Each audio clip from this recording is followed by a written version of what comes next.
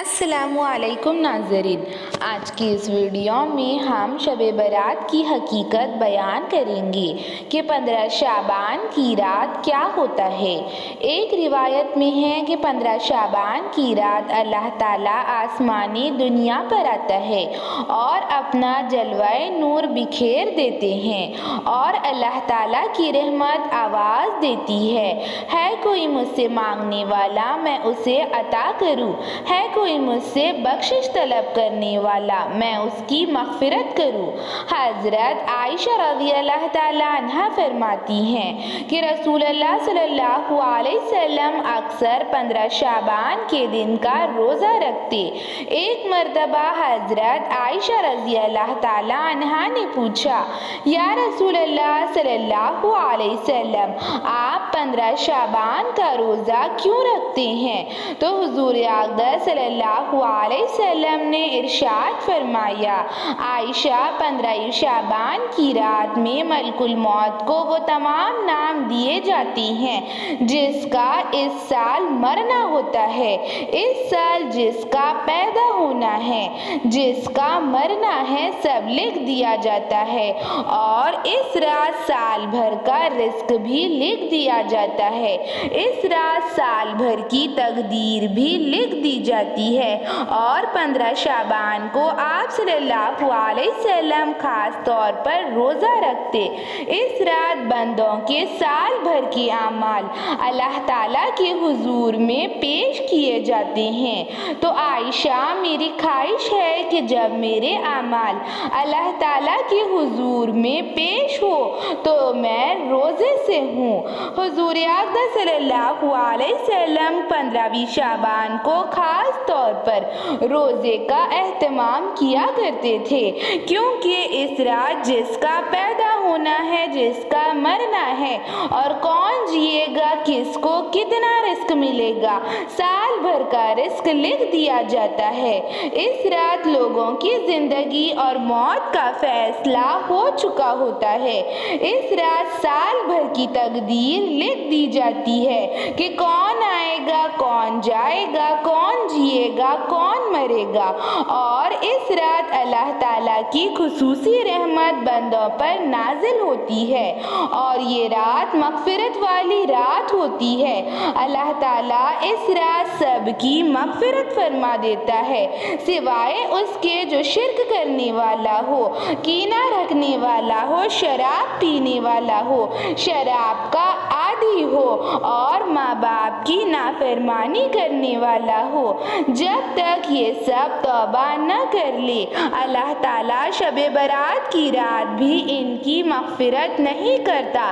15 شعبان کو ہمارا سال بھر کا رزق لکھ دیا جاتا ہے، سال بھر کا رزق ہمیں تقسیم کر دیا جاتا ہے اور اس رات یہ طے ہوتا ہے کہ یہ اس سال کون مرے گا، کون اس دنیا میں آنے والا ہے، آنے والے سال میں کون جیے گا، کس کو کتنا رزق ملے گا، کس کو کتنی کامیابی ملے گی، کسے کتنی ناکامی ملے گی، کسے کتنی عزت ملے گی، کسے کتنی ذلت ملے گی، اور اللہ تعالیٰ سال بھر اسے کون سی نعمتیں عطا فرمائے گا، سال بھر اسے کون سی نعمتیں ملیں گی اور اللہ تعالیٰ کی طرف سے اسے کون سی نعمتیں عطا کی جائیں گی، سال بھر کی تقدیر کو اس رات میں لکھ دیا جاتا ہے۔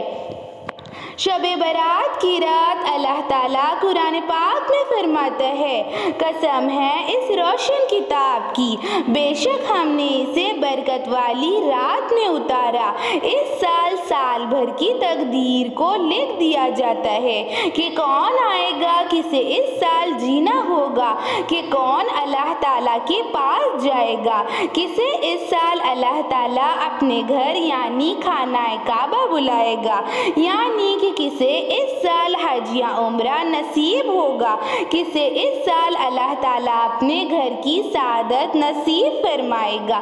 سال بھر کی تقدیر لکھ دیا جاتا ہے اور حضور اقدس صلی اللہ علیہ وسلم نے ارشاد فرمایا کہ ملک الموت کو وہ تمام نام دیے جاتے ہیں جس کا اس سال مرنا ہوتا ہے، اور ملک الموت ان کی روحوں کو قبض کرتا ہے، اور اس رات اللہ تعالیٰ کی رحمت آواز لگاتی ہے کہ ہے کوئی مغفرت طلب کرنے والا، اس مغفرت کی رات میں اس کی مغفرت کروں، اور اللہ تعالیٰ اپنی فضل و کرم سے سب کی مغفرت فرما دیتا ہے۔ اس رات اللہ تعالیٰ کی خوب عبادت کرو۔ حضور اقدس صلی اللہ علیہ وسلم نے ارشاد فرمایا کہ شب برات کی رات قیام میں گزار دو، یعنی کہ خوب نمازیں پڑھو، نفلیں ادا کرو۔ اس رات اپنے گناہوں کی، اپنی غلطیوں کی، اپنے خطاؤں کی اللہ تعالیٰ کے دربار میں معافی مانگو۔ اس رات سچی اور پکی توبہ کر لو۔ اس رات خوب خوب دعائیں مانگو، اپنے لیے، اپنے گھر والوں کے لیے اور اس امت مسلمہ کے لیے بہترین دعائیں مانگو، کیونکہ اس رات دعائیں خوب قبول ہوتی ہے۔ اور اس دن کا روزہ رکھو، کیونکہ حضور اقدس صلی اللہ علیہ وسلم 15 شعبان کو دن کا روزہ رکھا کرتے تھے۔ آپ صلی اللہ علیہ وسلم نے ارشاد فرمایا اس رات قیام کی کثرت کر دو اور اللہ تعالیٰ سے اپنے گناہوں کی معافی مانگو، اللہ تعالیٰ سے مغفرت طلب کرو، کیونکہ یہ مغفرت والی رات ہے۔ اللہ تعالیٰ تمہیں ضرور معاف کرے گا، اور اپنی مرحومین کے لیے خصوصی طور پر دعائیں مانگو تاکہ اللہ تعالیٰ انہیں جنت الفردوس میں اعلیٰ سے اعلیٰ مقام عطا فرمائے۔